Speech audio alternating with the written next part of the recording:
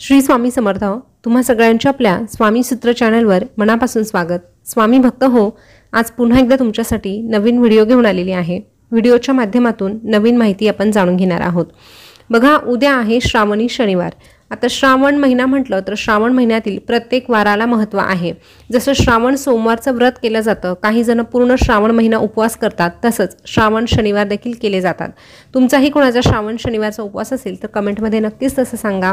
श्रावण महिना म्हटलं तर प्रत्येक दिवसाला महत्त्व असलं तरीही त्या देवतेची सेवा जर आपण आपल्या समस्या सोडवण्यासाठी केली, त्यासोबतच मनोभावे त्या देवतेवर विश्वास ठेवून काही गोष्टी केल्या, काही उपाय केले तर आपली समस्या 100% सुटण्यासाठी मदत मिळणार आहे।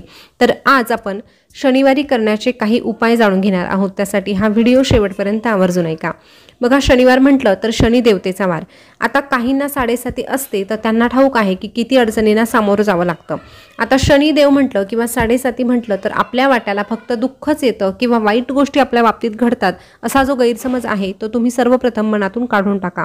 शनिदेव वाईट नाही किंवा शनिदेव इतरांचं वाईट करतात असंही नाही। शनिदेव म्हटलं तर न्याय देवता आहे, त्यामुळे आपल्या कर्माचं फळ देण्याचं काम शनिदेव करत असतात। त्यातली त्यात आपली कर्म चांगले असतील तर आपलं कोणीही वाकडं करू शकत नाही। पण शनीच्या 7:30चे जे काही अशुभ परिणाम आपल्यावर होत असतात ते दूर करण्याची जर इच्छा असेल तर मात्र आपल्याला काही उपाय करणं गरजेचं आहे। त्यातली त्यात हे उपाय जर आपण श्रावण महिन्यामध्ये केले तर निश्चितच त्याचं फळ जे आहे ते आपल्याला लवकरात लवकर प्राप्त होणार आहे। तर चला जाणून घेऊया। आता शनी संबंधी जे उपाय करायचे आहे ते पिंपळाचे उपाय आहे, त्यामुळे पिंपळाचं झाड तुमच्या जवळ असेल तर तुमच्यासाठी हे उपाय करणं सोपं जाणार आहे। कारण पिंपळाचं झाड हे दुर्मिळ नाही, कुठेही पिंपळाचं झाड उगवतं, तुमच्याही आजूबाजूला असेल किंवा थोडंसं अंतरावर असलं तरीही त्या ठिकाणी जाऊन तुम्ही हे उपाय नक्कीच करा। अगदी खात्रीपूर्वक सांगते, तुमच्या समस्या सुटल्याशिवाय राहणार नाही। तर बघा, ब्रह्मपुराणात एक घटना आढळते। त्याच्या 118व्या अध्यायानुसार शनिदेवाने सांगितलेले आहे की जो व्यक्ती शनिवारी पिंपळाला स्पर्श करून पूजा करतो त्याची कामे सिद्ध होतात आणि त्याचे दुःख देखील दूर होत असतं। शनिवार हा न्याय देवता शनिदेवाला समर्पित असल्यामुळे या दिवशी हनुमानजी आणि शनिदेव यांच्यासोबतच पिंपळाच्या झाडाची पूजा केल्यास आपल्याला शुभ फळ मिळत असतं। शनीचा अशुभ प्रभाव जर असेल तर तो देखील दूर होत असतो। त्यासोबतच पिंपळाच्या झाडाची पूजा केल्याने इतर जे ग्रह आपले अशुभ आहे किंवा खराब असतील किंवा त्या ग्रहांमुळे जर आपल्याला त्रास होत असेल तर तो देखील दूर होण्यासाठी मदत मिळत असते।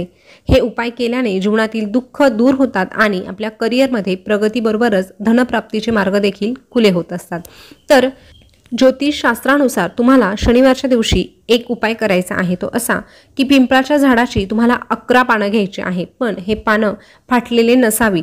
ती पानं आपल्याला चांगल्या स्थितीतील घ्यायची आहे आणि त्यानंतर ती स्वच्छ धुवून घ्यायची आहे, पुसून घ्यायची आहे आणि त्याचा हार बनवायचा आहे। हा हार आपल्याला शनी मंदिरात न्यायचा आहे आणि शनी देवाला अर्पण करायचा आहे। त्यानंतर त्या ठिकाणी आपल्याला 7 प्रदक्षिणा घालायच्या आहे आणि ह्या प्रदक्षिणा घालत असताना आपल्याला ओम शन शनेश्चराय नमः हा मंत्र म्हणायचा आहे। तुमची जी काही इच्छा मनोकामना आहे ती देखील या ठिकाणी म्हणायची आहे।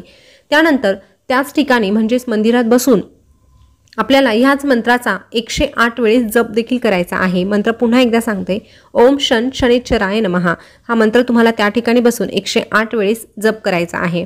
असं केल्यानं नक्कीच तुमचा शनीचा अशुभ प्रभाव कमी होणार आहे आणि धनप्राप्तीचे मार्ग तुमच्यासाठी खुले होणार आहे। त्यानंतर बघा, दुसरा जो उपाय आहे तो असा की शनिवारी दोनही हातांनी पिंपळाच्या झाडाला स्पर्श करताना ओम नमः शिवाय ओम नमः शिवाय असं 108 वेळेस म्हणायचं आहे। असं केल्याने देखील भगवान शंकरांच्या कृपेने शनीसोबत इतर ग्रहांचे दोष देखील कमी होण्यास मदत मिळत असते आणि विघ्नांपासून मुक्ती मिळते। कारण भगवान शंकर हे शनिदेवांचे गुरु आहेत, त्यामुळे पिंपळाला स्पर्श करताना शिवमंत्राचा जप करणं अत्यंत फलदायी मानलं जातं। त्यानंतरचा पुढचा जो उपाय आहे तो असा की शनिवारच्या दिवशी संध्याकाळी स्वच्छ वस्त्र परिधान करून पिंपळाच्या झाडाच्या मुळाशी आपल्याला दूध आणि पाणी हे एकत्र करून अर्पण करायचं आहे आणि त्या ठिकाणी कणकेचा दिवा, मोहरीचं तेल त्या दिव्यामध्ये टाकायचं आहे आणि असा कणकेचा दिवा त्या ठिकाणी प्रज्वलित करायचा आहे। पिंपळाच्या झाडाची पूजा करण्यासोबतच त्या ठिकाणी बसून आपल्याला हनुमान चालीसाचा एक पाठ देखील करायचा आहे आणि पिंपळाच्या झाडाला 5 किंवा 11 प्रदक्षिणा घालायच्या आहे। या प्रदक्षिणा घालत असताना ओम शन शनेश्वराय नमः असा मंत्र म्हणत राहायचा आहे। जी काही मनोकामना आहे, जी काही अडचण आहे ती सांगायची आहे आणि त्या अडचणीपासून आपली मुक्तता व्हावी, आपली प्रगती व्हावी अशी प्रार्थना देखील करायची आहे। नक्कीच शनी देवाच्या कृपेने सगळे त्रास दूर होण्यासाठी आपल्याला मदत मिळत असते आणि आपल्या प्रगतीचे मार्ग खुले होत असतात। त्यानंतरचा पुढचा जो उपाय आहे तो असा की शनिवारच्या दिवशी पिंपळाच्या झाडाजवळ काळे तीळ अर्पण करायचे आहे। त्यासोबतच दुधामध्ये थोडासा गुळ एकत्र करून हे गुळ मिश्रित दूध आपल्याला पिंपळाच्या झाडाशी अर्पण करायचं आहे। त्यासोबतच पिंपळाच्या झाडाजवळ 5 प्रकारच्या मिठाई देखील अर्पण करायच्या आहे। आता तुम्हाला 5 प्रकारच्या मिठाई नेणं शक्य नसेल तर एखादी मिठाई तुम्ही घेऊन गेलात तरीही चालेल, पण अशा प्रकारे हा उपाय तुम्हाला करायचा आहे। त्यानंतर पिंपळाच्या झाडाला 11 वेळेस प्रदक्षिणा घालायची आहे, तुमची समस्या त्या ठिकाणी सांगायची आहे। यासोबतच हा उपाय केल्याने जर तुमच्या वैवाहिक जीवनामध्ये काही अडचणी असतील, काही तक्रारी असतील तर त्या दूर होण्यासाठी तुम्हाला मदत मिळणार आहे। व्यवसायामध्ये प्रगती होण्यासाठी देखील मदत मिळणार आहे आणि नोकरी संबंधी काही अडचण असेल तर ती दूर करण्यासाठी देखील शनिदेव तुम्हाला मदत करणार आहे। त्यानंतर पुढचा जो उपाय आहे तो सुख समृद्धीसाठी आहे। प्रत्येकाला असं वाटतं की आपल्या आयुष्यामध्ये, आपल्या घरामध्ये सुख समृद्धीचं वातावरण राहावं, आपल्या घरात कुठलीही अडचण येऊ नये असं प्रत्येकाची इच्छा असली तरीही आपल्याच कर्मांमुळे किंवा काही अडचणींमुळे आपल्याला अडथळ्यांना सामोरं जावं लागतं। ते अडथळे दूर व्हावे असं वाटत असेल तर शनिवारच्या दिवशी तुम्हाला ओम शन शनेश्वराय नमः या मंत्राचा 108 वेळेस जप करायचा आहे आणि त्यासोबतच थोडासा कोळसा घ्यायचा आहे आणि तो वाहत्या पाण्यात सोडायचा आहे। या उपायानं तुमच्या अडचणी सुटण्यासाठी मदत होत असते। त्यानंतर शनिदेवाच्या मंदिरात जाऊन तुम्हाला मोहरीच्या तेलाचा दिवा त्या ठिकाणी प्रज्वलित करायचा आहे। त्यासोबतच मोहरीचं तेल आणि काळे तीळ अर्पण करायचे आहे। मोहरीचं तेल आणि काळे तीळ याचं तुम्ही दान देखील करू शकता। त्यासोबतच त्याच ठिकाणी बसून तुम्हाला शनी चालीसाचं पठण करायचं आहे।